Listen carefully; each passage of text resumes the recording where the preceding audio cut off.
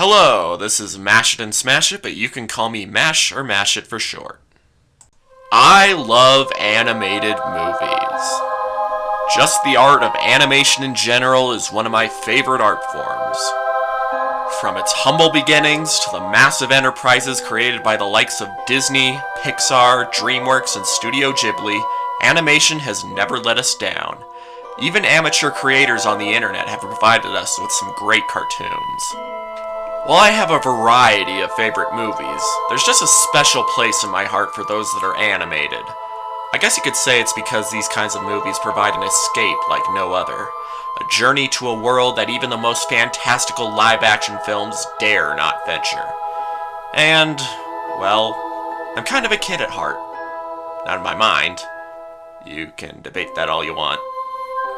But even to this day, the films that leave the biggest impressions for me are the ones primarily meant for children because they do everything in their power to attract older audiences as well, with inspired plots, enjoyable characters, and complex emotions that everyone can relate to.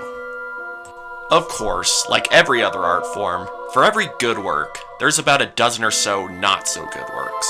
From the shameless knockoffs to the cynical cash grabs, there always has been, and always will be, the works that abandon appreciation for great storytelling just to follow a model in order to be hip with the more impressionable crowds.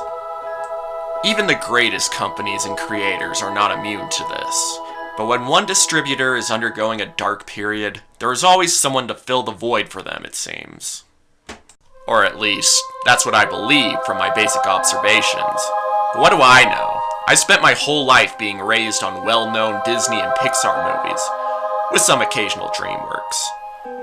But there's a whole world of animated films, both figuratively and literally, and there are a few interesting and even really good movies I've seen that aren't that well known to the US.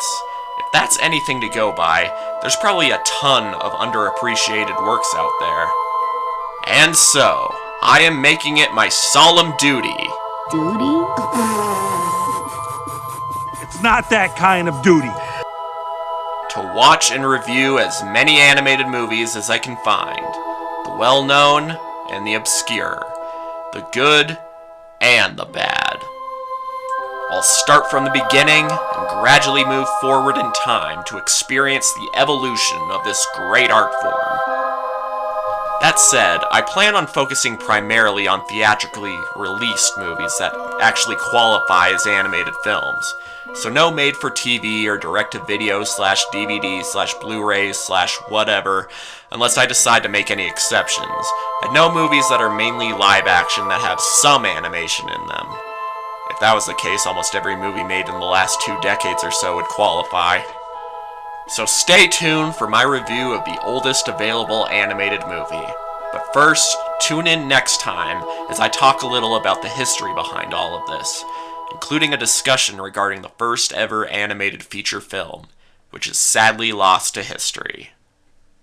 Until then, this is Mash It and Smash It, signing off.